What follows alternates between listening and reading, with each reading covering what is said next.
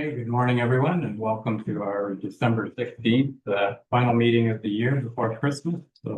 I'm going to call the meeting to order and let council know we are doing a hard stop at 11 o'clock for a closed session. I'm going to start out with the land acknowledgement. We respectfully acknowledge that the township of Havelock-Belmont-Methuen is located on the Treaty 20 Mississauga territory of the Mississauga and Chippewa Nations, collectively known as the Williams Treaties First Nations, which includes Curve Lake, Hiawatha, Alderville, Scugog Island, Rama, Beausoleil, and Georgina Island First Nations. The Township of Havelock-Belmont-Methuen respectfully acknowledges that the Williams Treaties First Nations are the stewards and caretakers of the lands and waters in perpetuity, and that they continue to maintain this responsibility to ensure their health and integrity for generations to come. I'll move into a moment of silent reflection for council and staff to quietly reflect on the duty to the community that we represent.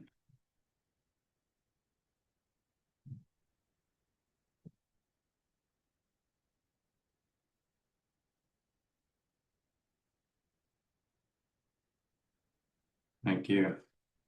All right, so last year, make sure your cell phones are off or placed on vibrate so it doesn't disturb the meeting. And I'll remind council of declaration of your interest. If it arises, you can declare it then. We have minutes here from the December 2nd meeting. If everything's in order, I'll look for a motion that we receive those minutes. Moved by Councillor Clement, second by Councillor Doherty. All in favor? Carried. Okay, we have no delegations today, so I'm going to look for a motion that we go into Committee of Adjustment with the Deputy Mayor and the Chair for 1 minute variance. Motion to moved by Councillor Clement, second by Councillor Doherty. All in favor? That's carried. Thank you, Mayor Martin and members of the Committee of Adjustment. I'd like to call this public meeting to order and remind the members of the committee of the requirement to disclose any pecuniary interests or general nature thereof if the occasion arises. This public meeting is held under Section 45 of the Planning Act and its regulations.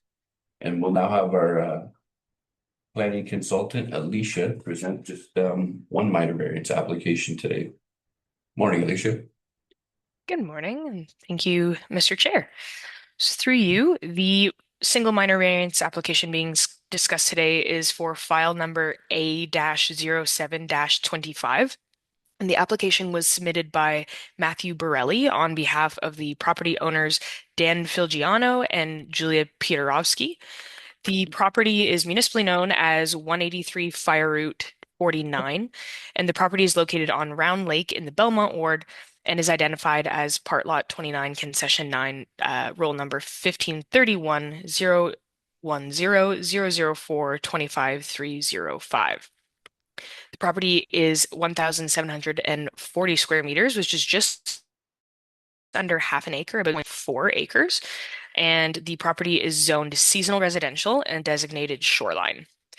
The applicant is seeking to reconstruct and renovate the existing dwelling, resulting in the structure being raised to accommodate a new crawl space, to add some new stairs and a landing to the structure, and to bring what is otherwise a non-compliant portion of the existing dwelling into compliance with the Ontario Building Code.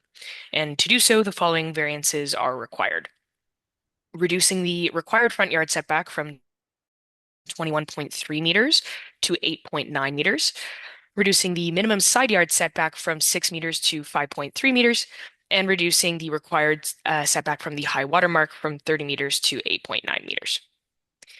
The existing dwelling, which you can see on the screen here, is 89 square meters in size, which is about 1,000 square feet. And there's currently an attached deck on the dwelling and a screened-in porch, both of which are proposed to be removed as part of this redevelopment in support of the reconstruction of part of the dwelling. The reconstructed part of the dwelling will provide for a new deck built on the same footprint as that existing deck that's noted there, and then a rebuilt screened-in porch, a new mudroom, and a partially renovated kitchen. The structure will also be raised 1.8 meters, or about 6 feet, and that is to provide the new foundation and crawl space that I mentioned previously. The proposed addition is to accompany some of the rebuilt structure. So there's a little addition on sort of the southeast side there, and that is the mudroom, which is less than 5 square meters in size, so about 50 square feet. And the completion of the mudroom would result in the reduction of the existing compliant side yard setback on the south side of the structure. So that would just bring that side yard from the existing 6 meters down to the 5.3 that is being sought. As the portion of the new mudroom is also located on the water side of the lot, as you can see there, it's kind of a sort of a rounded frontage on Round Lake. Reduction to the front yard and high watermark setbacks are also required. And the existing cottage is currently 8.9 meters from Jack Lake. So that mudroom will maintain and exceed the setback. So that relief that's being requested is really just, again, representative of the existing setback that is there. The application will result in the further enjoyment of the owner's property in a safer manner than currently exists by bringing the structure into compliance with the Ontario Building Code, and will also provide additional access to the structure on that southeast side. So overall, it is my opinion that the application meets the 4 tests of a minor variance is in keeping with the provincial planning statement. Thank you very much for that, Alicia. Just for clarification for some people who may be here or online. We're dealing with Round Lake, not Jack's Lake, right? Yes, sorry, I Oh, think, yes, okay. that might have been a typo I read in my notes Yeah, there, but it is no, Round Lake. thank you. No, as Thank I you. said, some people might be listening. Yeah, It's hard for them to print small, so yes, just for thank you. clarification. Thank you very much for the report. Is the applicant or agent present with us today or online?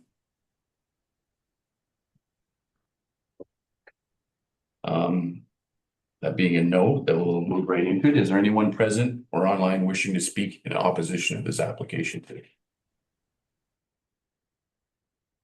Second time, anyone wishing to speak in opposition? Third and final time, anyone present or online wishing to speak in opposition of this application? Is there anyone present or online wishing to speak in favor of this application? No. Second time, anyone in favor? Third and final time, anyone in favor of this application? Not hearing any comments, not having an agent available, I'll open up the floor for any questions or comments from the members of the committee. Mayor Barton, go ahead. Yeah, so it's a pretty straightforward application, so I'll move that we approve application A0725. So we have a mover to approve, that's seconded by Councillor Clement. Any further comments or questions? If not, all in favor? And that's passed. Thank you very much. Thank you very much for your one report today, Alicia. And I'm gonna take a motion to adjourn this public meeting and return to the regular council meeting. Moved by Councillor Clement, seconded by Councillor Doherty. All in favor? Move. Mayor Martin. Okay, thank you. Yeah, we have 3 more reports, Alicia, so I'll move into the first report there for proposed lot addition. Sure thing. Thank you very much through you, Mr. Mayor. I will say that the 3 reports that are coming forth today for each of the 3 consents, B91, B92, and B9325, they're all related. So I was hoping to kind of talk about the 3 of them together, if that would be all right with council, and provided an overview, but then give some details on each of the individual applications as well. Sounds good. Great. Thank you very much. So again, through you, the gist of the applications really is to effectively land swap certain lands between 3 different properties. And I am going to share my screen here if that's okay, or if Leah, you were able to perhaps bring up the screen, but I think it might be easier if I'm able to do that and then show you folks exactly what I'm talking about throughout this. So please, through you, Mr. Mayor, let me know if you're able to see my screen there today. Yeah. Fabulous. So, yes, I'll give my overview and kind of refer to this as we go along. So, like I said, land swap between 3 different properties with 3 different groups of property owners, and that's really to achieve larger, more regular lot fabrics for 2 of the 3 properties here, and not really impacting the sort of compliant size of the 3rd property either. So. The 2 benefiting properties that are to be enlarged through this process are each relatively undersized waterfront lots on Cordova Lake. So we're really referring to 166 Fire Route 57 throughout this, 170 Fire Route 57, and then this property that is also fronting onto Fire Route 57, but has no frontage on Cordova Lake.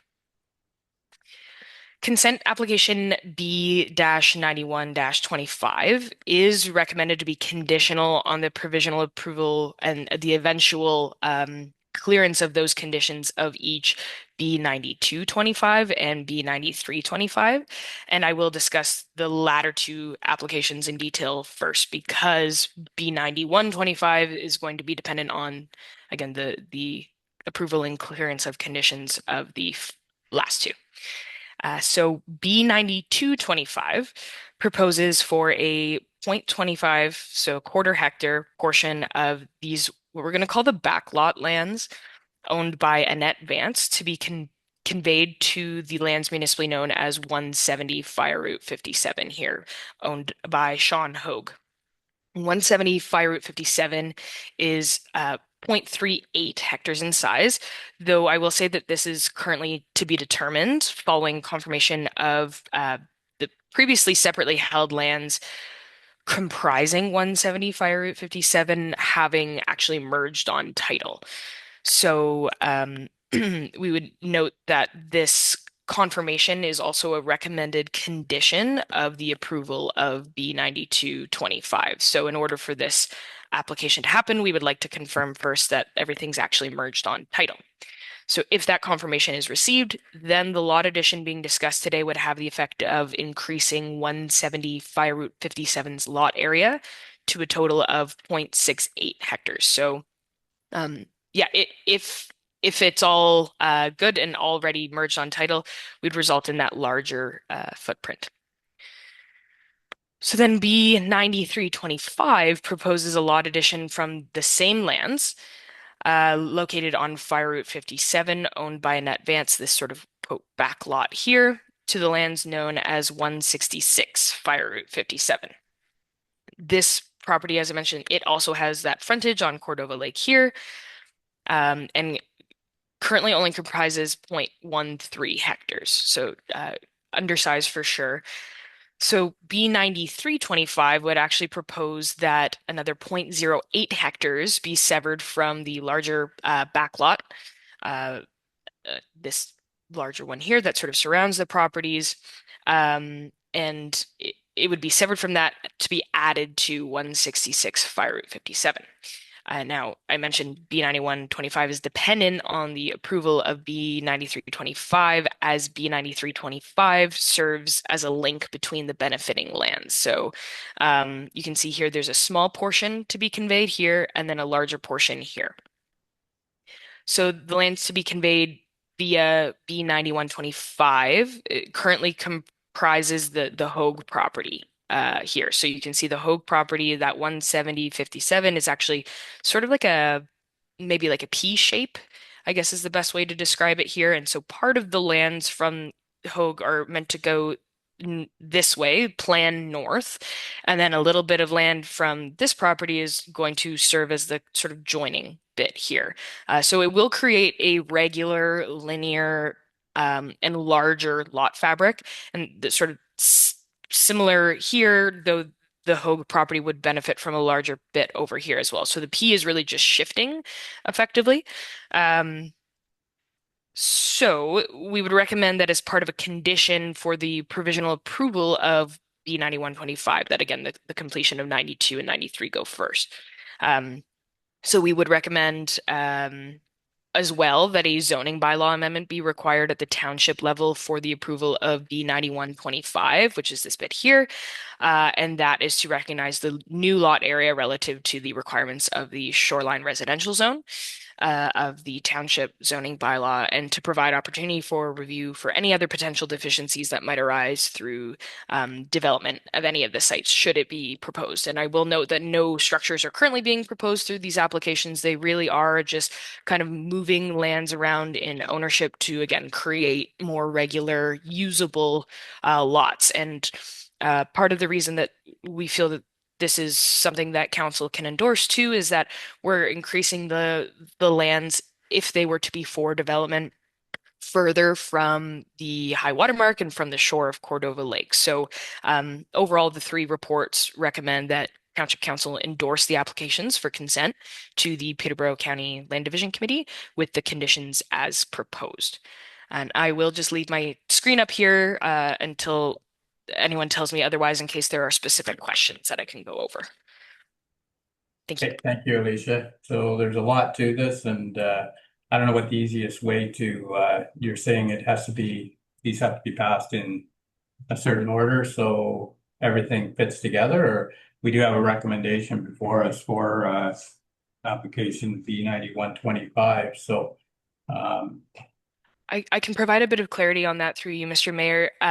From the from my understanding from the township council endorsement perspective, the order doesn't necessarily need to be specific today. It is more that once the applications are brought forth to the land division committee at the county level, that the 92 and 93 be approved first, and then all of the conditions cleared of those, and then B 9125 could proceed with its approval. So again, I would leave that procedurally to the clerk's department, but that was my expectation of how today would go. okay, go ahead. Through you, Mayor Martin. Just one quick question. What's B 9325? Like, where does that all fit in the picture? Like, is that supposed to be added to 166?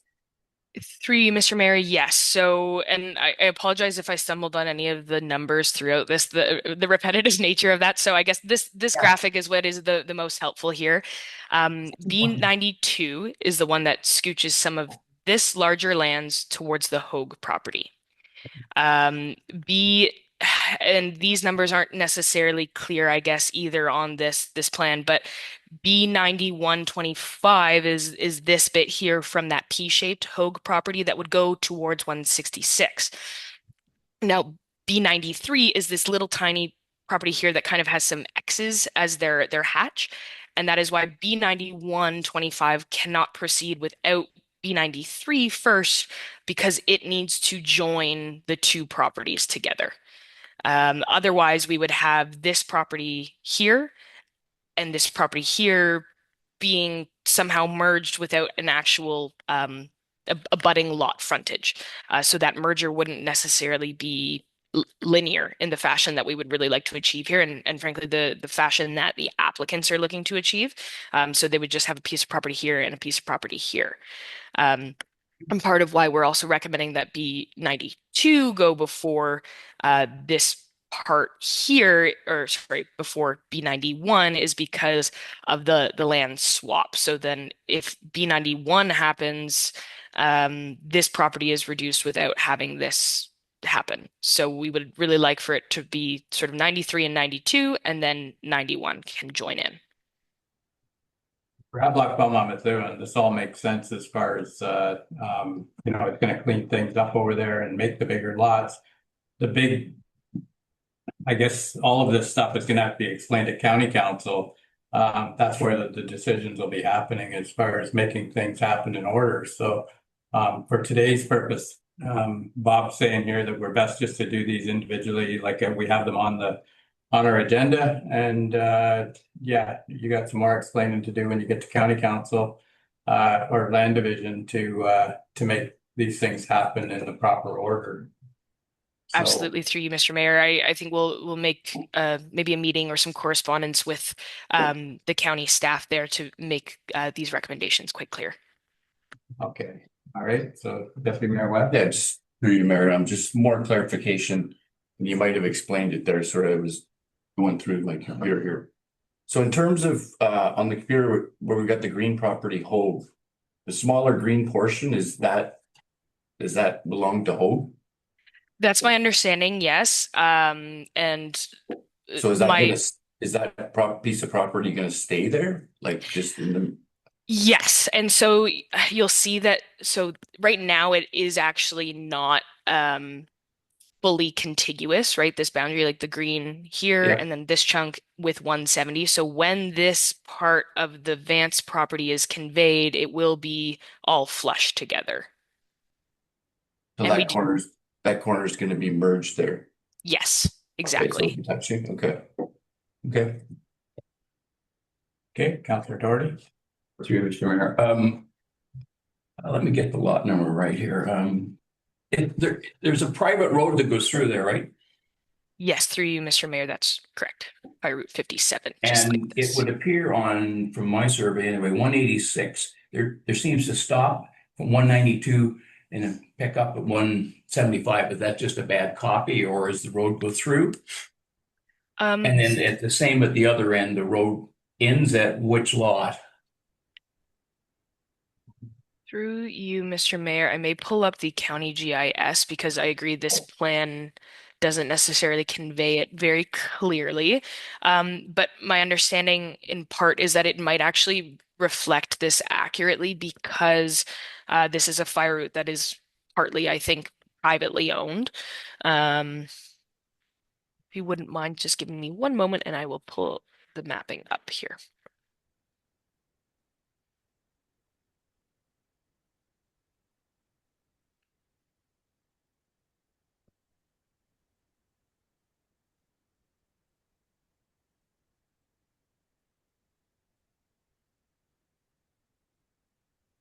Here we are, and I'm going to share a different screen in just a moment.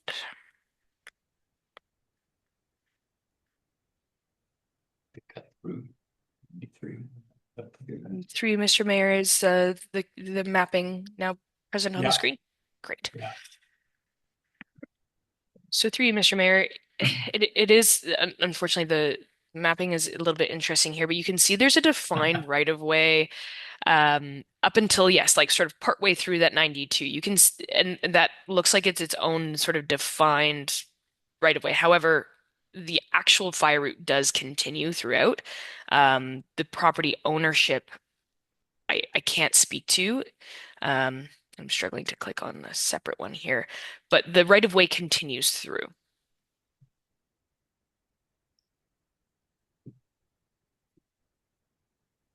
Perhaps that's something through you, Mr. Mayor, that we can confirm on our end to see if there would be any issues in terms of access and easements. Maybe that is something that when we're discussing with county staff that some Well, conf sorry, I kind of like to know what the deal is. I don't really, whether it goes through, I don't really, because county's not going to have the problem that if there's a problem with the right of way later, it's going to be us. So That's why it would be in the motion that we confirm that before anything proceeds.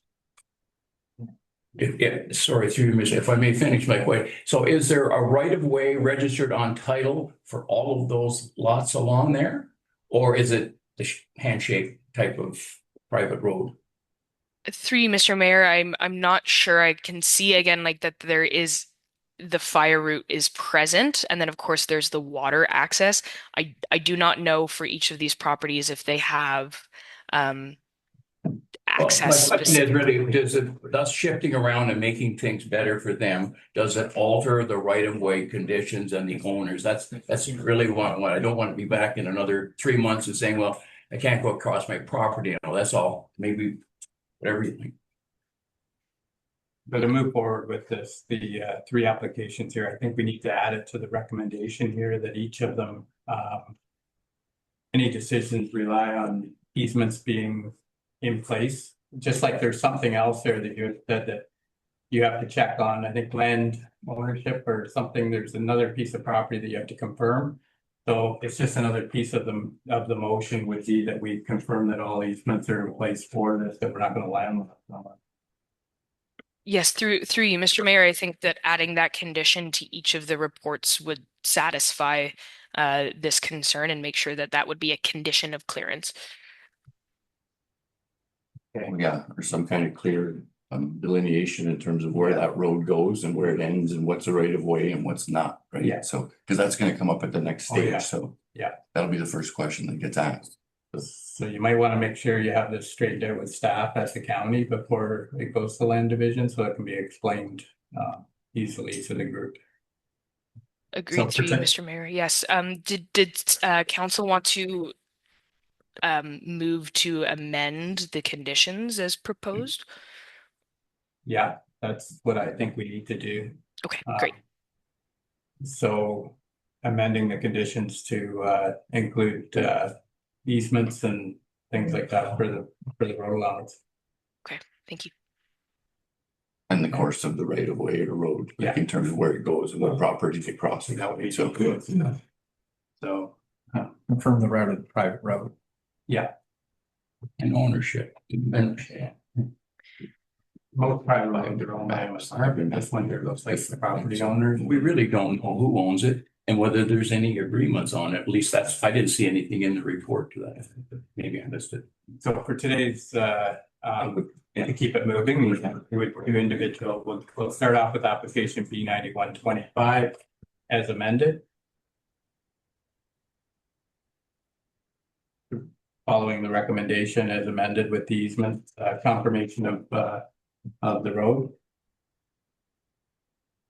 Will that work, Bob? Okay. So I'll look for, anybody want to move that or? keep my name off this. Yeah, you're on the committee. Oh, okay, so So, as long as it's confirmed with easements right away Yeah. and ownership. oh, okay, so do you have a mover for application B 9125? Your seconder for that? I'll do it, okay. Okay. With the comment, if I may, through Mayor, as long as we add that they're contingent upon 92 and 93. Yeah, that'll be in each of these recommendations. Was that in the original recommendation? Did she say that in terms of we had to do? Well, I'm a little confused of what the recommendation is. We started at the one that should have went, in my view, after explaining, should have went last. This one is at first, and it's very complicated in relation to, it's So I spent a lot so of Bob time. just said do them all individually here and we'll just do the amendment with them. So, so I have a mover and did you second that? Joe? I did. Okay, so I have a mover and a seconder for application B 9125 as amended. All in favor, and that's carried. Okay, next is B 9225 would be the same. We would amend it to include the easement for the road for Fire Road 84. I think it's 84. No. So it doesn't matter. It's the road allowance, private road allowance. So as amended in previous applications. So moving that. That's what ever doing me. Okay, second by Councillor Flagler. All in favor? And that's carried. And the next application is B 9325 as amended, same as previous two. So Councillor Doherty and Councillor Clement, all in favor, just throwing you out there, Bob.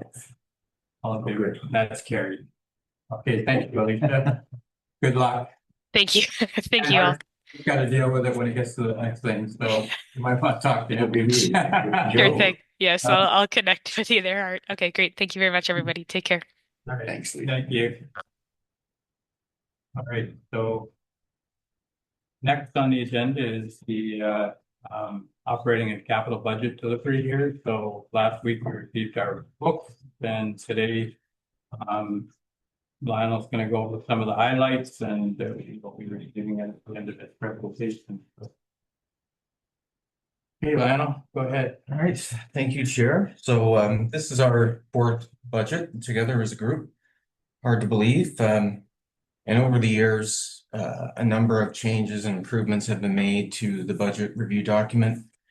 But the general format is similar. So this is just a refresher on what's included in the book and other important aspects included in the pages. So I'm going to try to work this. And there we go. It is working. That's great. So when you open the book that everybody got, as the mayor said last week, you'll see that as a starting point, reflecting all the departmental budget submissions, there is a 10.4% increase in the residential tax rate right now, which equates to $58.13 per $100,000 of assessment. And obviously, as in other years, council will be making many changes before it's finalized. So probably most people will say, okay, what happened? Like what is making up most of that 10.4%. So there's a couple items that I would say relate to the majority of that increase. The first one being a contribution to the reserve for town hall repairs has been added for $615,000. And that's equivalent to a 7.7% increase in the tax rate. And an increase of 122,000 in the police budget, which is equivalent to 1.5% increase in the tax rate. So for a property tax owner with an assessment of $200,000, they'd be paying just 40 cents shy of $1,230 in municipal taxes. So all of this calculation of taxes includes a relatively for us high real growth rate. Real assessments increased by 2.1% this year. So another way of thinking about real growth is that if we had the exact same assessment from 25 to 26 and our net tax rate increased by 5%, that would mean that our tax rates would increase 5%. But if there's growth in the amount of assessment, then that increase in the tax needs is spread out over a larger base. So the tax rate is below that 5%.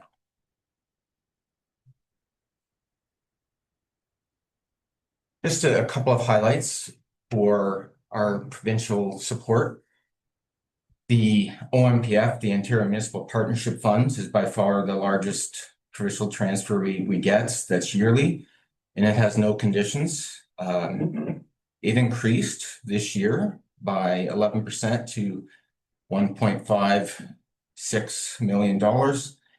And our OCIF funding, which is conditional, it decreased by 16,000 from 2025.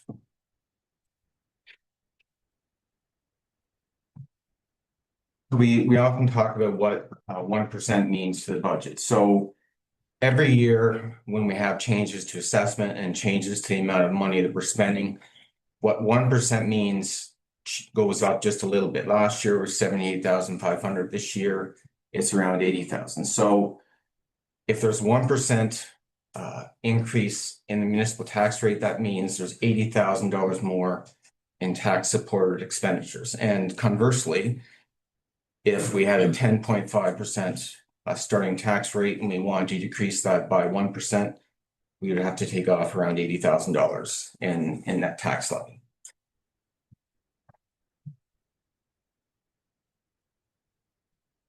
So a lot of property owners like the chart that's in the highlight book on page 13. So it shows how much of their tax bill they spend on different departments in HBM. And so, for instance, it'll show that for fire services in a year, for every $100,000 worth of assessment, that person will spend $61.36. So for somebody that has a $250,000 assessment, all it would do is just multiply that 61.36 by 2.5 to get 153. So it's kind of a nice little chart if people want to know what they're contributing to each area and how to get that. And for people, say, for instance, who are in the commercial taxable category, all they would need to do is find out what their tax ratio is on page 148 and then multiply the residential amount by that ratio. It's sometimes a little bit of heavy math, but we try to lay it out in the budget book so anybody can kind of take a stab at it. So the budget review book has a table of contents at the beginning, and it shows where each department is in the book if somebody's interested in a specific department. So this first section that has all the departmental operating budgets, it has a high level operating review, and I'll just go to the next slide here to show it. Very high level. What are the gross operating expenditures of every department, what their revenues are, transfers in and out of reserves. And so you go from the gross operating budget to what we have to raise in taxes. And it also has a little summary of the capital budget there as well, just very high level, because there's more detail coming on the following pages. And this is a really important sheet, and I want to draw everybody's attention to this because every activity of every department has this. And I call it Form 1 because everything has to have a name, I guess, but this is a form that every manager will put anything that's changing that they find is important. So that could be a budget item goes up, it could be a budget item goes down, it could be they want to add an FTE, it could be that they want to change a person from temporary to permanent. This is their attempt to answer questions before they're asked. So this is why I think these sheets are really important, and I think they can tell a lot about the department. So it has the statement of purpose, highlights the 25. Okay, what happened in 25? Was there everything great, or was there increases or decreases? And then also it should have 2026 highlights. Okay, so based on what happened in 25, what are we seeing in 26? You know, it has a budget changed. So it just is a really good summary introduction to each activity.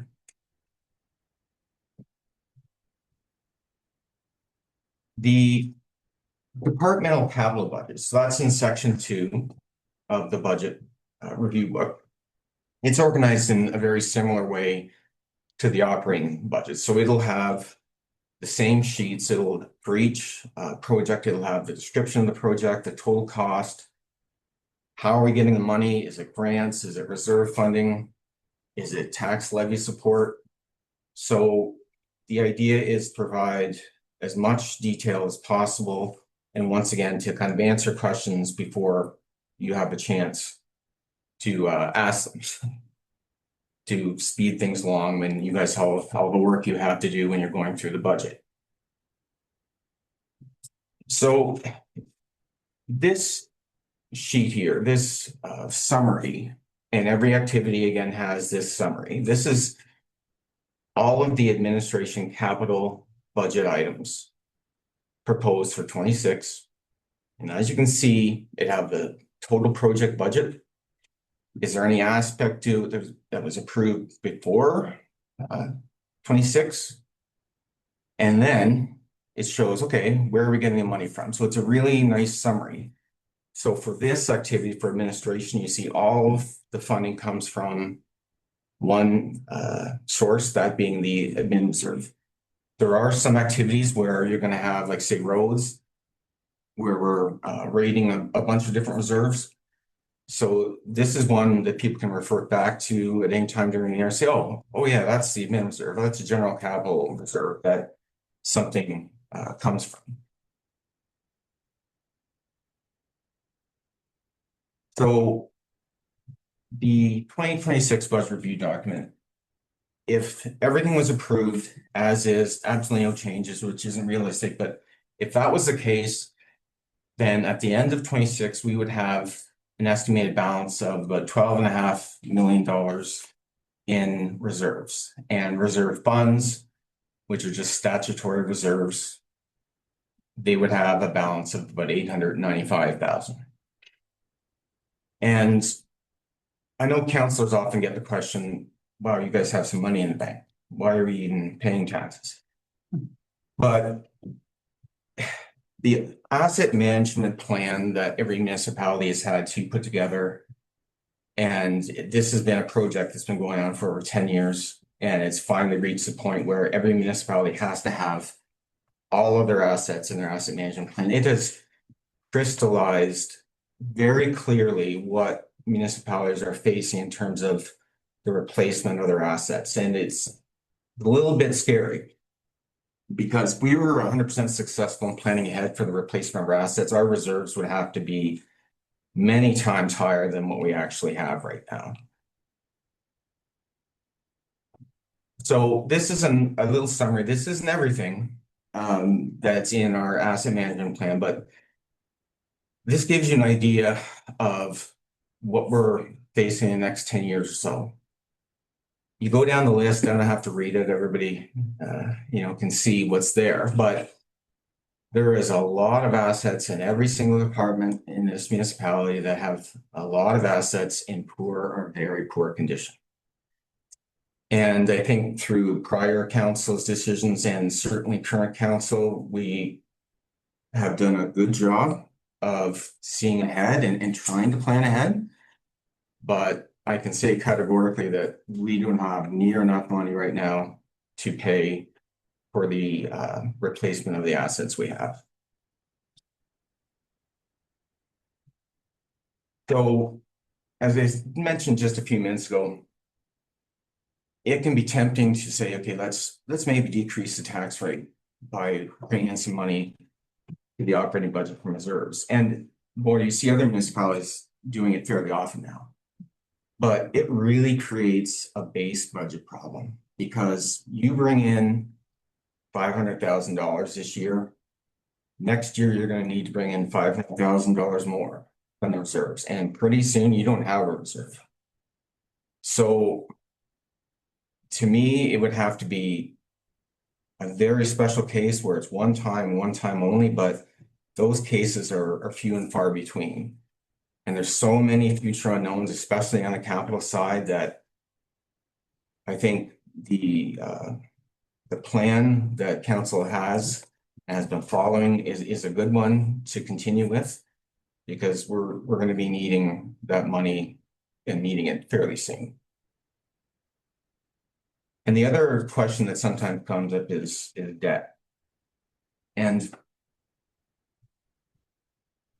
sometimes debt is unavoidable, and there's majority of municipalities do have debt. Not all of them, but the majority. And each year there's a limit calculated by the province based on our financial information returns. So this kind of lays out how much debt we could take out. But again, HPM is in an enviable position, being debt free. And if we were to change that, we all know that we'd be paying 75, 100% more for that item than it actually costs.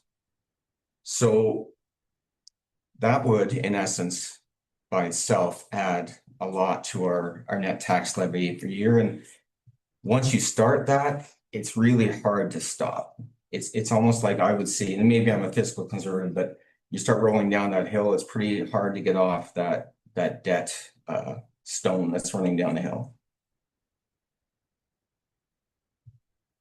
So part 3 is my favorite part because it's the mathematical part, but it's the tax rate calculations. And as I mentioned at the beginning of the presentation, our growth is 2.1% this year. It also has a tax ratios for each property class, and all ratios is each broad tax class, what they pay relative to each other. For instance, the residential tax group has a ratio of 1.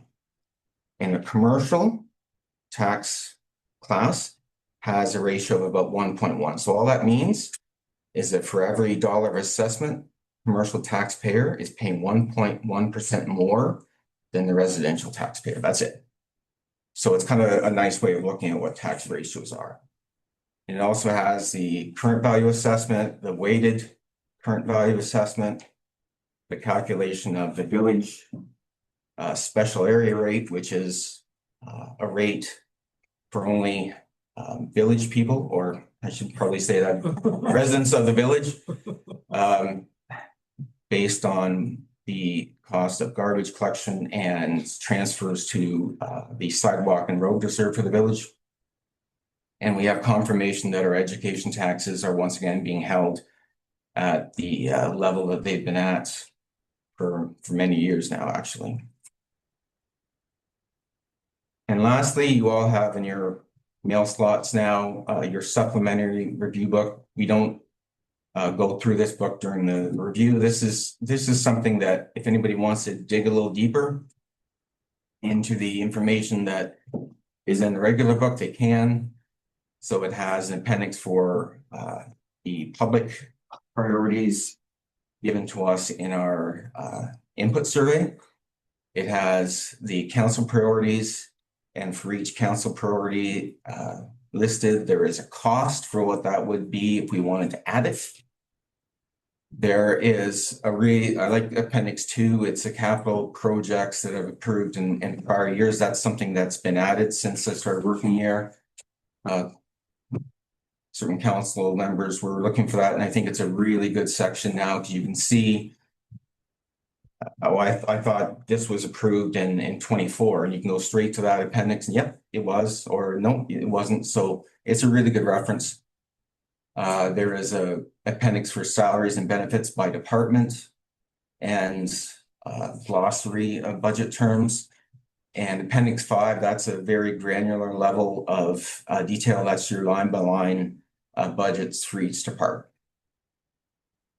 So as always, I'm around every day. If anybody wants to come in and chat, or I know all the managers would be willing as well. So any questions, get a hold of us.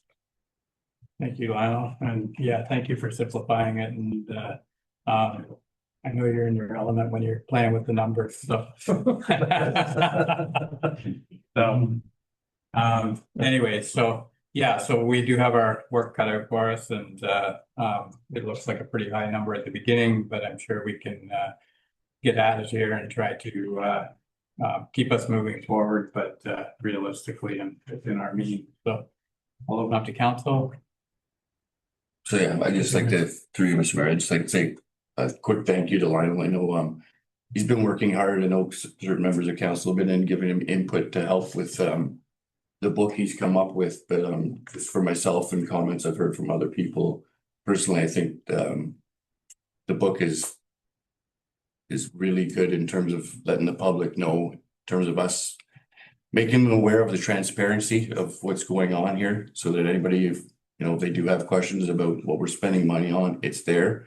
I'm not shy about saying, from what I've seen, it's easily by far the best budget book in the county, if not, probably maybe the area, in terms of, the detail that's put in there. And as I said, more than anything, being transparent to the taxpayers and letting them know what they're getting for their money. And kind of, to your point, the mayor, this is like numbers, helping explain it to them, because for a lot of people, it is hard for them to understand just where this money goes. And I think you've laid it out in a really great way. So thank you for all the work you put into this. Okay, Councilor Mayor, yeah, again, I did deputy mayor's or deputy Whip's comments. The book is good. It's really interesting is the big confusion that I hear from people when they read it is we talk about reserves in, reserves out, and it's nice to see the distinction, because everybody thinks we're sitting on a gold mine here. We got millions. I heard 29 millions the last time I heard we had, but it's only 12.5, and we've got a lot of it set aside for future projects. And the other part is it's the operating side. So anyway, thanks for clearing that up. I think it's better now than it's ever been. Thank you. Okay. Councilor Clement, And do you need a motion to accept the information? receive the treasurer's report. So, okay, let's move back down to second by Carter. So we have a mover and a seconder. Any other questions or comments? Bob, go ahead. Sure. Yeah, go ahead. Can I ask one question, Lionel? Well, this year you say, after the tax rate that you have there, I will have 12 million in the bank. What happens to that money? You share that money stays there until we need it, getting interest. And our investments, like the majority of municipalities, are managed by one funds, so that we know that there's somebody looking at it constantly, not even just daily, Okay. and getting the maximum we can get and staying within our legislated investment portfolio. Okay, and I understand that. How do I put it? Okay, so it's 12 million. What was it last year that we had? Through chair, if last year, I looked at last year's budget book, if last year's budget book had been approved as presented, it would have been roughly the same. Same. So, Okay, now hold on. Okay. Hold on, because this is where I'm confused, because the 12 million that we had from last year, where did that go? Because now this is a new 12 million, is it not? Or are you, it's the same 12 million? What? Yeah, if you use, and that's the same money, like essentially, so. How do you say it's the same money when it's a different tax rate? And you've already worked it out. And this is what you're gonna have at the end of it by the time we pay all the departments and the whatever. Right. So the way of looking at that is that the amount we have in reserves, it doesn't go to our operating budget. It's setting aside for the capital budget. So say at the beginning of 25, we have a bunch of money that is going to be going out to pay for all of the projects we've had this year. So say, for instance, if it was $4 million. And so then we also have money coming into reserves from like our OMPF, our OCIF, various other sources. So then money goes out and then it's comes back in. But that isn't money that's used to calculate the tax rate. That is just, to use an accounting term, balance sheet inflows. So the only time that reserves would impact the tax rate is if in the budget we said, oh, for admin, we want to draw $50,000 from the reserve to decrease the tax rate. Otherwise, it doesn't go into the calculation whatsoever. Thank you. You can stop by anytime. I will be by. Yeah. It's all still making sense. Okay, that's good. Thank you. Okay, Bob? Through you, Mayor Martin, I just want to take a moment to thank all the department managers for their input into this process. Budgeting is something we take very seriously. We're obviously all taxpayers and we want to make sure that we're serving well and keeping numbers manageable. And a special thank you to Lionel for quarterbacking this process and bringing it all together in a very excellent budget book. The business of local government is very expensive, as we all know. And, you know, whether you're buying a fire truck or a dump truck, there are things we have to budget for, replacement costs and maintenance costs, and those things are expensive. So we try to do what we can and give the public what they need, but there are always dollars associated with that, and we try to present that in a very responsible manner. And I think we've done that today. So thank you, Lionel, and the team. All right, thank you. So we do have a mover and a seconder that we received this information, and then we'll be starting in the new year to deliberate. So move to second, all in favor of the motion? And that. Thank you. Okay, next on the agenda, staff report for information. Or sorry, the next one, follow-up action. So, Peninsula Road.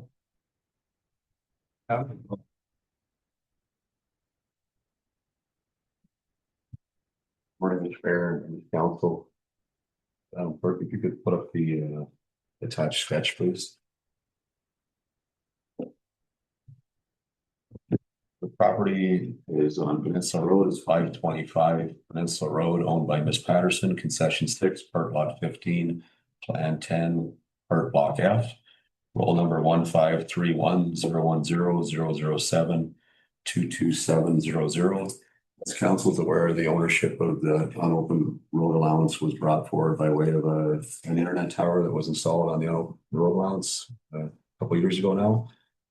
Last year, we went through a similar process with the flat property next door where there was a land swap because Peninsula Road bisected the properties along the lake. And there was a land swap for the unopened road allowance in behind. Miss Patterson's is the property highlighted in green. And you can see Peninsula Road bisected her property years ago. There was a 1973 council resolution that said the lands were to be swapped at that time. The area shown in red is the area of unopened road allowance that she would obtain through the process. You can see that's just a sketch. The survey will clarify it better that they may not get the full 66 feet. You want to keep 66 feet for Peninsula Road, which may mean a small triangle off that 66 feet for Miss Patterson would be kept by the municipality. The internet tower is located in the red portion.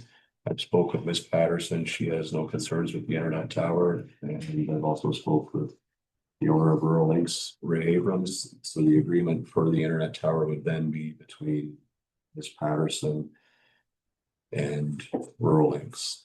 You still would have to go through the proper process to have the tower go through the township, but the agreement would not be with the township. All right, then, so 1973, eh? Yeah. All right, so the recommendation for Good year. council.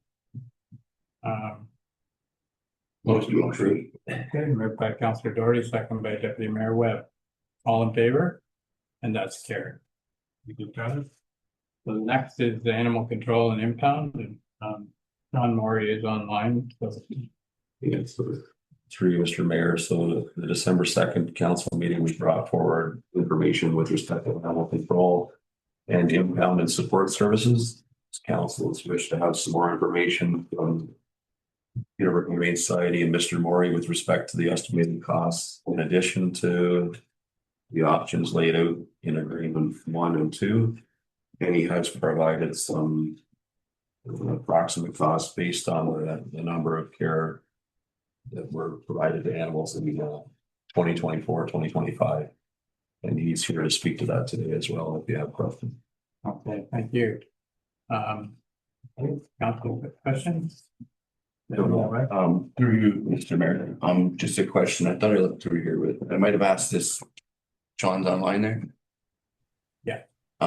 Sorry, I might have asked this the last time you were here, Sean. In terms of the fees for some of it, it says that we top out at 75 animals per year. And then there's a cost after the 75. Do you know what our numbers were for 24, 25 or the last calendar year in terms of how many? Yeah, good morning, everyone. And through you, Chair. So we had through 24, 25, we had 146 animals come into our care. Okay, and thank you for that, follow-up. So when we go over 75, what's the cost when we go over 75? Is it per animal or is it like, I don't see it.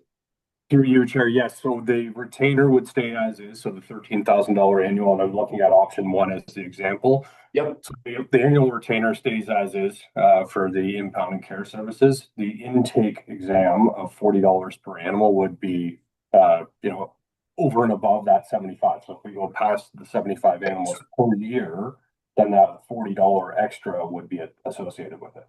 I apologize. I see that 40 times 75 is 3,000. So I should have done the math on that. So it's just an extra $40 per animal, basically. Through you, Chair, that's correct. Yes, sir. Oh, okay. Thank you. Okay. Good questions. Oh, well, Yeah. Right. so sorry, further to that, if I drop down to the next line in terms of the major medical expenses, do we have numbers in terms of how many of those we went through in the past calendar year and maybe what that number was surrounding expenses? Through you, Chair, yeah, we had approximately 18 animals that received major medical expenses, and the $2,500 that I identified in as a budget forecast was essentially the cost associated to those to that care for those animals. Okay, I know it's not something that's never going to be static, but is that kind of around what it's going to be? Or are we somewhere in the whatever between $2,000 and $4,000 range? Like that's typical for these size municipalities. Through you, Chair, I mean, Havelock-Belmont-Methuen is a little bit of a unique case because of our the number of intakes that we took in, especially the colonized ferals and stray cats that were in the community. So we had a number of them. I think I mentioned that on December 2nd. A number of them that came into our care in severely poor health.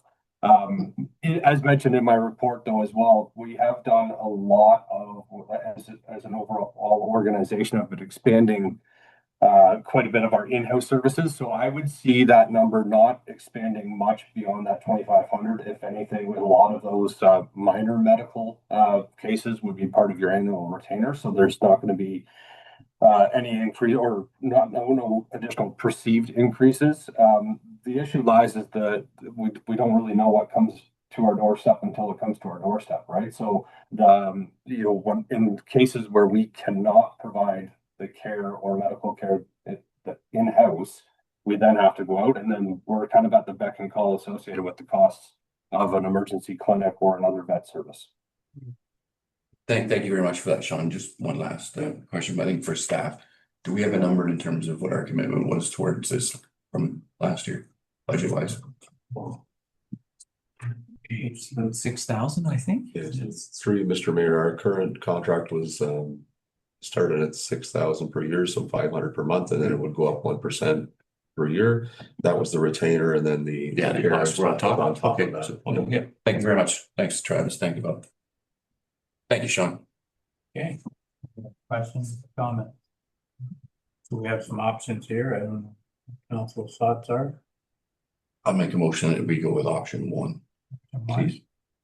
Okay, moved by the deputy mayor that we go with option one. Is there a seconder for that? Second by Councillor Flagler. With For the comment? yeah, if we go through option one, is that going to not provide services which we have provided? You know what I mean? Like, what type of service are we getting for the one, and is it the same as what we've had last year? Or sort of the same?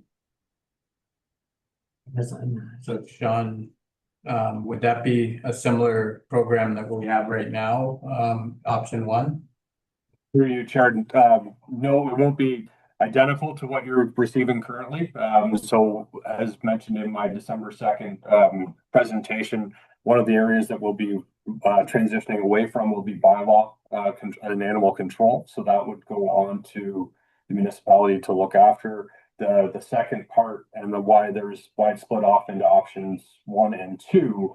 Option two also includes the option of having transport services available and support services for municipal staff or for township staff to call on us when there is stray animals and needing transport to the Humane Society for care. So that also wouldn't be included in option one, but your overall retainer for animal care and looking after those animals that come into our facilities would be part of option one. Okay, thank you. Councillor Doherty? Through your chair, to Sean, I don't have the contract in front of me, and my memory's not good, but do we have a cancellation clause in the new agreement? Through your chair, there is no current amended agreement in front of council at this moment. I think that would be something that staff would work towards once we have a go forward plan associated with it. The current agreement that we have in with the township is based on a 60-day notice clause. So there is an expiry, there is a 60-day clause we can get out. It hasn't carried forward into the 26 contract, Sean? Through you, Chair, no, this would expire based on our on this. Well, sorry, let me rephrase. We are looking to amend the agreement to these two new options. One of these two new options, sorry. So that could be added in there as far as if you were going with option one with the 60-day clause in there. Yeah, so through you, Mr. Mayor, that would be our next step. Should council wish to go forward with either option one or option two with the Peterborough Humane Society, we would bring back a draft agreement for council's consideration. Within that agreement, there would be a termination or cancellation clause. Obviously, that's not going to happen until the new year. So, as Councillor Doherty asked, what happens in the interim? Yeah, did you make a motion? Somebody? I made a motion to go with option one. I'd like to see the agreement be based on 30 days, particularly as Travis has indicated, we're uptight against timeline here. But that's just my opinion. So, but 60 days is okay, but I'd rather 30 in the agreement. If you can, what do you think, Sean? Is that within the realm? Through you, Chair, it can be. I mean, obviously, that's at the disposal of council and your recommendations. I would just caution that a 30-day clause, although beneficial for in the event that we were, not providing services or the municipality no longer needed our service, could be supported. But if we were, as an example, if the Peterborough Humane Society provided 30 days notice that we were no longer going to provide any services to the municipality, it puts you in a really, really tight spot.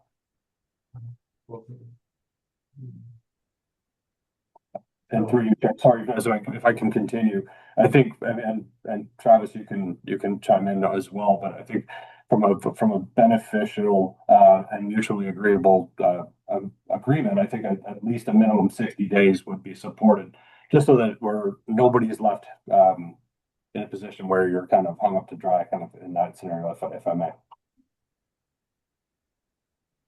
Okay, so, so it would be good if the motion, I would think the 60 days should be in there as far as the, to move forward, but, it's up to the mover and the seconder on the, amendment. To amend, oh, yeah, I'll amend it to, yeah. 60 day. Second, okay, all right then, so, this is a tough thing, it's one of those things that there's not a lot of people out there doing it, I've heard it a few times. So, you know, it's at least we're doing something to support this group, so. So we have a mover and a seconder as amended. All in favor of the motion, and that's carried. Okay, thank you, Sean. Thank you, everyone. Okay. So then, thanks, Travis. Next, we have the accessibility plan. Well,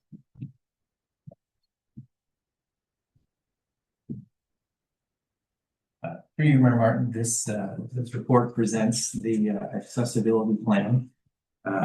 As required by the Accessibility for Ontarians with Disabilities Act, we are required to have an accessibility plan for the municipality. And this report presents that plan for council's approval. And I just want to take a moment to thank our deputy clerk for all her work in putting this plan together. so. Great. So we have a representation here. Council Flood. First by Deputy Mayor Webb. Second by Councillor Clement, all in favor, and that's carried. Okay, next we have the memorandum of understanding with the OFSC. This is something that they needed for, so Bev, go ahead. And I'd like to whatever, do the recommendation. Okay. So. Yeah, yeah. Moved by Councillor Plaza. Through you, Mayor Martin, so there's a motion here to move, thank you. I think you're going to second that. I would ask council to include a clause to allow the Matheson Trail, snowmobiles on the Matheson Trail, so that we have that clearly defined by council. You have to come on the Matheson? Yeah. They were anyway. They've been using it. Why not? It's just, yeah, it's for motor vehicles in summertime. Okay, perfect. Because that's what damages the trail. As of yet, we've had no problems with snowmobiles, but yes, moving forward, if we do, then we would have to readdress it. So Okay. thank you. Thank you for that, schedule. Yeah, thank you. Exception, Yeah. adding the Matheson to the agreement. Yeah. And second by Deputy Mayor Webb. Councillor Doherty, go ahead. Through your mayor, under clause, I think it's, let me see, I think it's 10. We say, well, signs being put out. There's no mention of them taking them down at the end of the year because they sometimes are very attached to private property and it creates some confusion. So I don't know whether it needs to be, or maybe it's an understanding that they take them down at the end of the year to lessen the confusion. Would help, maybe, just a suggestion. Yeah, like it's something that's been there. Yeah, we've never really worried about that as far as some of them are identifying the properties.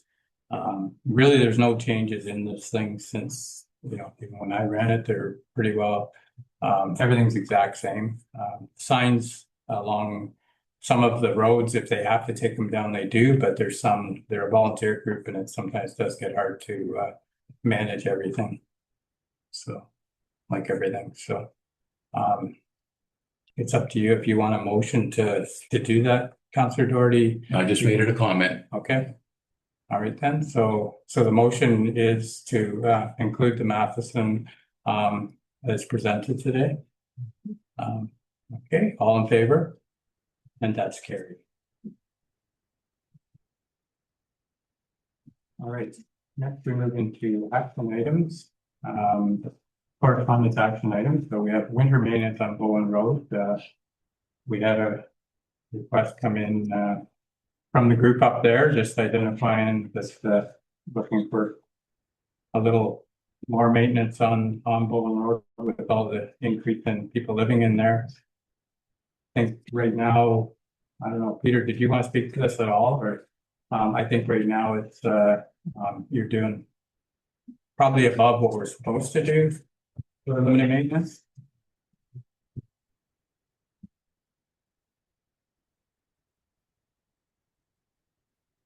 Yes, Mayor Martin, yes, we are, as well as all the other limited maintenance roads, but yes, we are super exceeding what we have currently as a bylaw, so we keep it under 6 inches of snow, so it doesn't get over that 6 inches, so as an example, if we're sitting at 5 inches of snow on those limited maintenance roads and we can foresee a storm coming of another 15 to 20, that will go in and plow the road, so it doesn't get over that 6 inches of snow, so.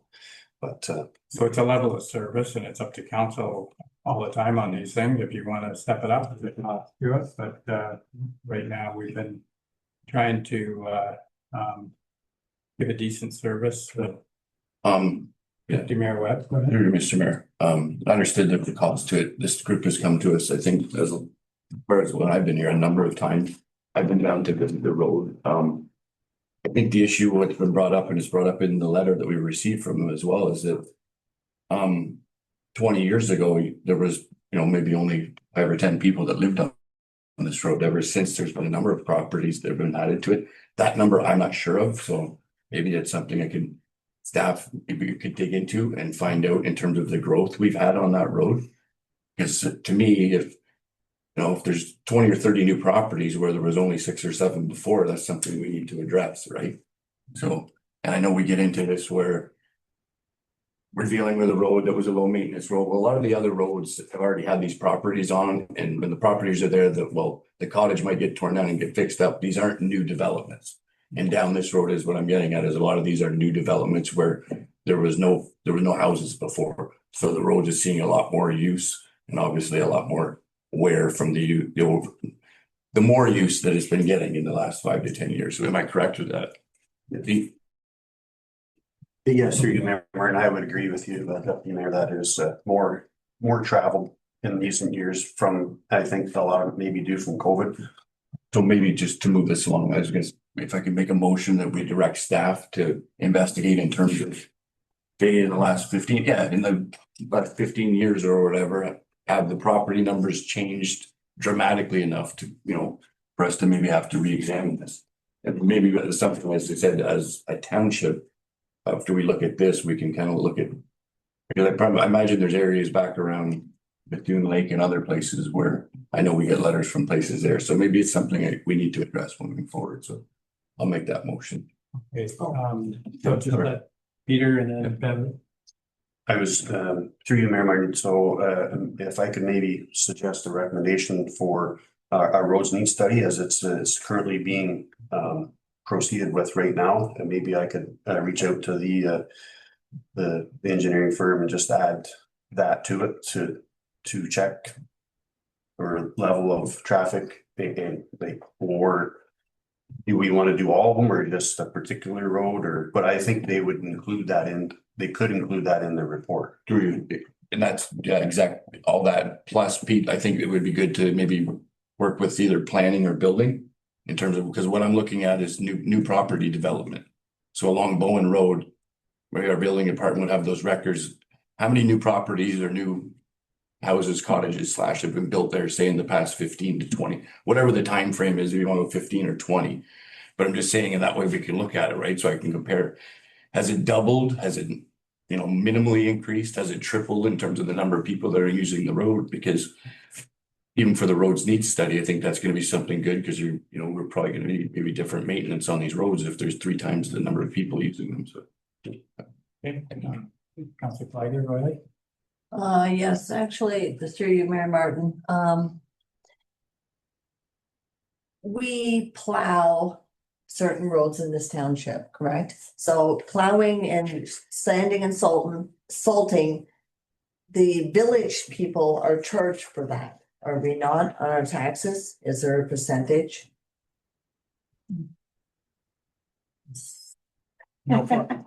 Sorry, Lionel. You share sanding and salting is not a part of the village rate. that are charged specifically. Okay, so no plowing or anything like that is part of our rate. No, it's not. So then it doesn't, we don't apply these rates for outside. So where does this money come from that we're doing these roads? If we're not taxing people for it, like I'm not understanding that. It's in the general. Yeah. Is it? So through you, Mayor Martin, yes, it's not part of the special area rate for the village, but it is in the general levy. Everything is paid through the tax levies. So and that's for every person in the Havelock-Belmont-Methuen, outside the village, the cottagers, everybody, correct? That is correct. Oh, All thank you. township residents paid through the general levy. Okay, thank you. Counselor Doherty. 2 points, and they also what's not in the village area rating is snow removal. That's paid for by HBM taxpayers, just so everybody in the village understands that. And the second point is, what about Sandy Lake Road? If we're going to do these things, I thought the roads needs study was traffic based when they do it, and they do traffic studies. Is that not what it does? Like, when do we get into occupancy SDs, or are they seasonal residential? Like, what are they? I mean, I don't know the criteria, but I have read one 5 years ago. I think we had one. Is it traffic based? Yeah, so through you, Mayor Martin, yeah, it is traffic based and regulated by speed, so it gets to your certain class of road. And that's what the roads need study is ultimately doing, like it's classing a road to be class 6, class 5, 4, 3, class 1 is 401 as an example. So the limited maintenance roads are right now in a class 6. So if they will be included in the roads need study. If the class changes, then we could bring a report back to council to say that the class has been, but it is based traffic counts and posted speed as well. If I may do a follow-up, well, then it captures the newbies. In other words, like if somebody has got a building permit and they're now living on it, it's captured by the traffic flow and speed, I would assume. Is that, am I making it? Yes, through you, Mayor Martin. Yes, it's going to be captured in the average daily traffic counts. That's right. Yeah, the traffic flow per day, average daily. Yeah. Okay, thanks. So the road needs study right now will be capturing these limited maintenance roads, or do we have to add them to your agenda? No, through you, Mayor Martin. No, they will be included in our speed regulatory study is also, and our sign study is also, yeah, it's in the capital. So, yeah, they're 80%, I would say right now, being completed, so. okay, so Deputy Mayor Webb, you have a motion there that we look at limited maintenance roads. I think it's going to be happening anyway, from what I understand. Okay, could we, sorry, yeah, through you, Mr. Mayor. When will the roads need study be complete? Through you, Mayor Martin, we were hoping to have it be completed by now, but anyways, we're shooting for January to have this completed so we can. Yeah. Okay, so maybe, this is something, whether it be through budget or in January, maybe it's something counts, if you could bring that back and we could have a look at it and address it and let them know whether, this is something we can address or not. Thank you. Yeah. Okay then. So for today, it would be, we could refer this to budget or just receive it for today. Okay, moved by Deputy Mayor Webb that we received the letter from Bowen Road. Well, sorry, with direction that whether it be budget, but it gets brought back here within the next month and a half, please. Yeah. So, To be reviewed at road speed study time? yes. Yeah. When it comes in. Thank you. So that's moved by Deputy Mayor Webb, second by Councillor Doherty. Any other questions?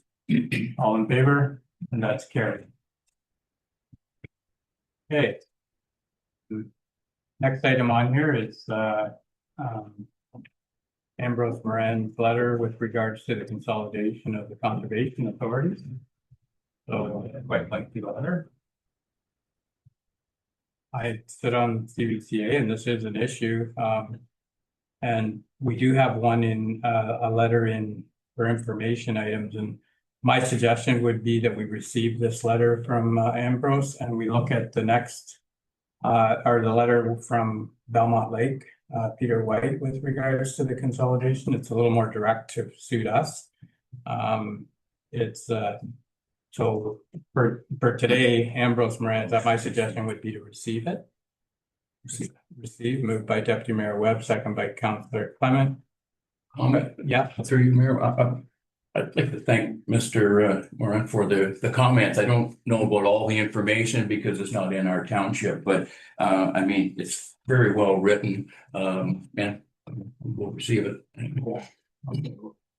Okay, so a motion to receive. All in favor? And that's carried.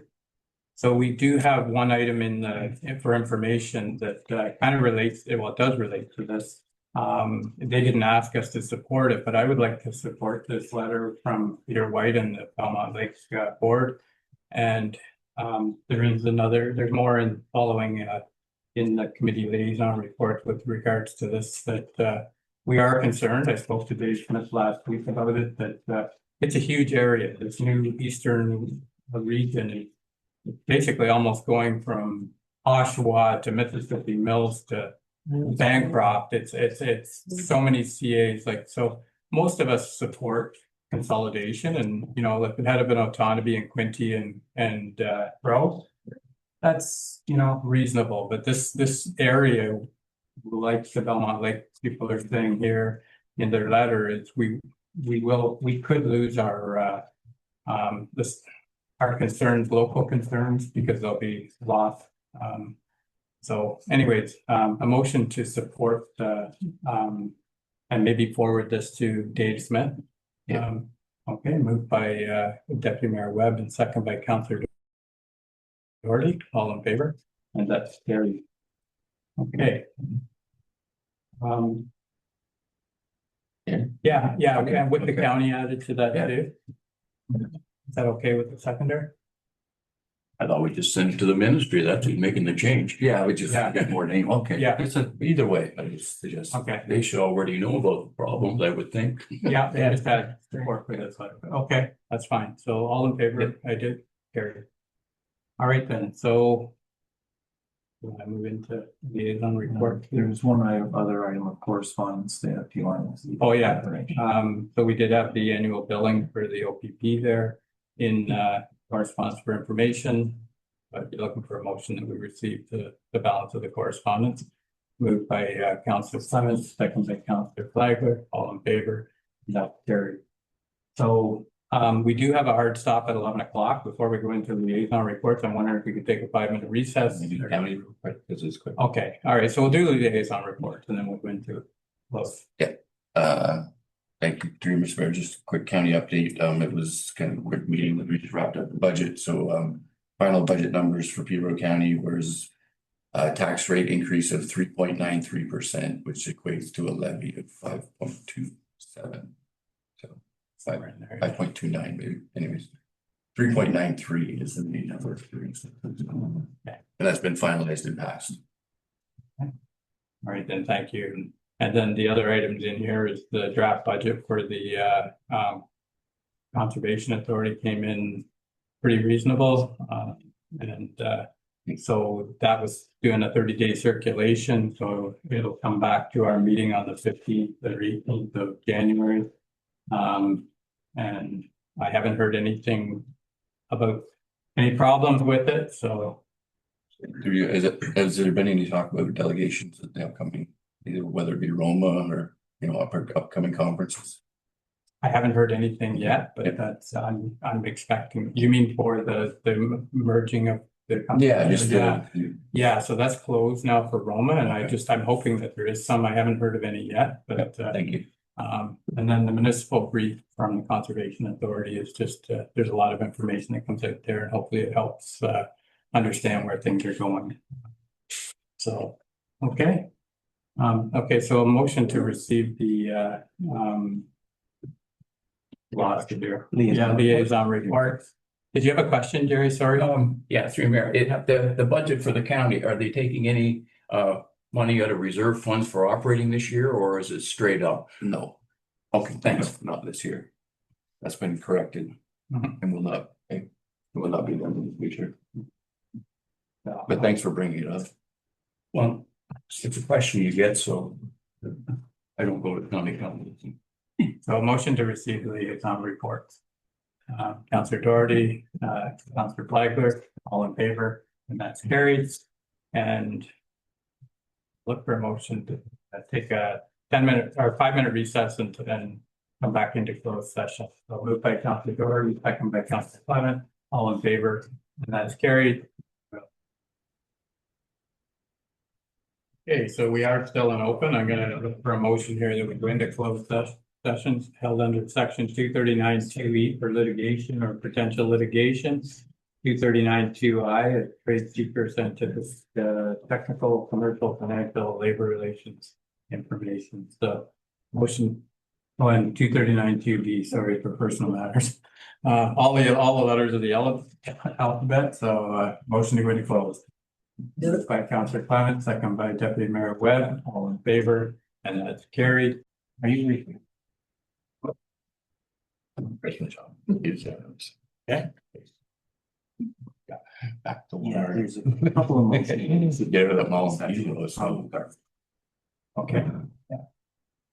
All right, so. All right, so a couple items coming out of closed session. Item one, a motion regarding the garbage and organics negotiable request for proposal. Council chose not to proceed. We need a motion to do that. Jerry, Well, we made the original. moving it, yeah, and Okay, all in favor, and that's carried. and the next item is the dealing with the water request that we will fund it through council initiatives or seek other options if we. Mhm. Or the rink. Or the outdoor rink. The rink. So moved by I'd second Bev, that. or moved by Bev, second by Kathy. Yeah. Okay, All in favor, perfect. and that's carried. Your water, I just think of this weekend. All right, and I think that's it. That's it? Yep. All right then, so I don't have any oral or written notice of motions report. Is there any oral notice of motion to come forward today? None. Other business, and just bringing it back again for the medical center, and I haven't really heard from anybody, so I just want to get this thing moving. I'm still at my first choice would be the library, but as far as economics and speed, but I would like to see council support the idea of moving forward with beginning discussions with Peterborough Housing. What that looks like, I don't know. It's not necessarily to buy the property, but to look at our options. Maybe that's what it comes down to, but it designates Smith Drive as our first choice for a medical center, or medical clinic to start the process. Okay. You, Mayor Martin, I will opt for the medical center at Smith Drive. Okay. Good thing. So is there anybody that would like to second that to start the process? It's not saying like, there's a lot to this. It's going to take months. But there is a thing of looking at what it would take to move a clinic over to Smith Drive instead of what was planned originally. That doesn't seem to be moving. So you're seconding that? Okay. All right. Just a comment before what is the plan? I don't know what the plan is. Are we building a big building? Are we looking for one doctor, two doctors? Like, I don't know what we're looking for in a medical center. We get a location, that's good. I just don't know what our plan is. So the doctors that we spoke to in the past have been willing to come over. If we can get a doctor to come over one day a week even, she had said that that's what we would hope for. That's why I don't think we need as big a clinic, and that'll be the stuff that would be discussed and moving forward. But to start the process, if we have a location, and then we can start working on all the things that go around it. I had a doctor that would have been here in February, doing unrostered patients, but we didn't go for that. So right now we have doctors that are, and it's working out really well with Norwood. And we did have her over to look at the basement of the library. And our hopes is that we can get someone to help the people that can't drive to Norwood, and maybe they can do a stint here. Same as the help for, like, whether it's blood work and things like that. we need a clinic. So the one at the library was a 3-room exam room type of thing. Something similar over on Smith Drive. Like if we're just, once we do a location, there's a cost to this. We have $550,000 sitting in a reserve from selling the medical center. And the reason we sold the medical center was to start the process of our own. And people are looking for it. So that money could be used without touching budget money to start drawings. And I know we had drawings, but I think the drawings that we had were way out of touch as far as it was so big. Maybe that'll be a part of the process. If we know that we have land, the process will be, we discuss what we want, like you say, like if it's gonna be a 3-room or a 4-room, whatever it's gonna look like, we can start the process of getting the drawings to get it moving. Because it's gonna take years. This is gonna take 2 or 3 years to get this done. It's not gonna happen overnight. Even the part with Peterborough Housing, talking to them, the first thing that we would have to talk to is Travis Doak at Community, or at Peterborough Housing to see what we could do. We can take the property back. That might be an option. Some of the things around that after talking to people is the one thing with Peterborough Housing is they can access grants where we can't. So we're going to be paying for everything. That's some of the things that we need to talk as a group. And you know what? Maybe it's not going to be just me. It's going to be council involved in this. And, I don't think we need all of council at the beginning, but some sort of thing to get a plan because we need something for our people here. And we lost that when we got rid of the medical center. And now we've gained it with the like I said, I'm hearing great reviews of the new doctor in Norwood, but maybe we can complement what we've done there and make it even better. That's all I hope. So, Sorry, so all I was gonna suggest, because I am seconding it, is that in January, we form a committee, whether it's you and one council member, or maybe a staff member, Bob, whatever. And we sit down and figure all the logistics, what do we need to ask of Peterborough Housing?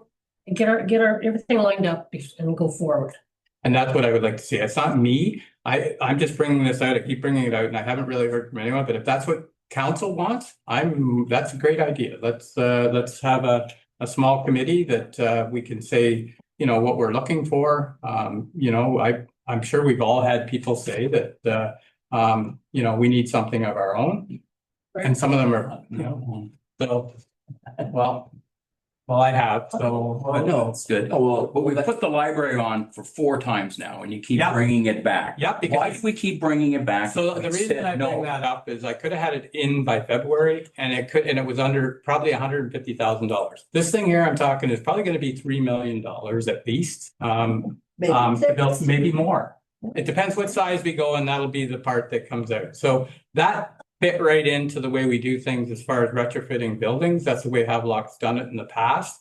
But this year, I do like the idea of building a new one. Let's build something that we can be proud of and something that suits the community. So moving forward, you won't hear another word about the library. Let's work towards something on Smith Drive and see what we can come up with, over the next. Committee, I'd like to be on the committee. Okay, so that's it. Yeah. No. One thing, all good discussion, appreciate it. One thing kind of where Councillor Doherty was coming from in terms of what's going in the building. We've got a number of things going on around us, especially a hospital being built over here in Campbellford, whether it's the committee, council, staff. I think we need to start having discussions with entities like that or PRHC. So, and looking at like over here, I guess I've thrown out whatever blood clinics, but I've also looked into like diagnostic centers, things like that. So we can get our head around, like, if we were to put something here, what would be used by, or what would they like to see? Like, whether it be the new hospital in Campbellford, could we help you by putting a diagnostic clinic over there? And if so, would you refer people here? In which case, that would be, well, it would, I think for us in terms of, because we're going to build a building, we're going to have to pay for it. Yeah. So we're going to want to put somebody in there for a long time and somebody that's going to not, disappear after 8 or 9 months, like a small business or something like that could. So if we could secure those kind of long-term partnerships, like through Campbellford, Peterborough, wherever it is, like you said, I think we've talked about a little bit. Dialysis. Exactly, but Dialysis. regional centers. Yeah. So that like the days of each one of like whether it's us, Norwood, all these small communities having a doctor, a physio, it's just not economically feasible. So if we work together, we can kind of have regional places. So maybe obviously they've got the doctor's thing over there. We cover off the blood diagnostic, blah, blah, blah, at our clinic over here, right? Yeah, so that's the stuff we need to talk about. So in the We new have to get year, over the idea too, that there is going to be costs associated with getting the doctor in. And because you have administrative costs. yeah, And we keep saying it's free, we don't have to pay, but we do. Ask Norwood what the costs are to keep the Yeah. doctors. So as long, all I said from the beginning was do a business case, see what we want, then we can start working from there. All we've got is let's build a medical center. Where are we going to build it? Because we don't own the land out at Smith Drive. And what's going to be in it? And how big? How much money we're going to and have? we'll look at that because that's what we had at the medical center here. The Campbellford Hospital helped us run it. And like you're saying, bring some partners in to help run it. Maybe that'll be how it works again. But after COVID, they said they're not coming back. So that's when we sold the medical center. But before COVID, they were the ones that ran this thing and it was open 3 days a week. And that might be a similar thing of what we get into. And maybe they have a better idea than what Yeah. ours, like in Yeah. terms of they might go, we need X, Y, or Z, Yeah. which we never thought of, Exactly. right? In which case we could say, Yeah. hey, we could do that, so. So. Okay, so just so that we had to move in a seconder. It's the location, Yeah. it's just the location, it's a very early stages. So all in favor of the motion and that's carried. So. Right then, so we have, we don't have any bylaws. So confirming bylaw.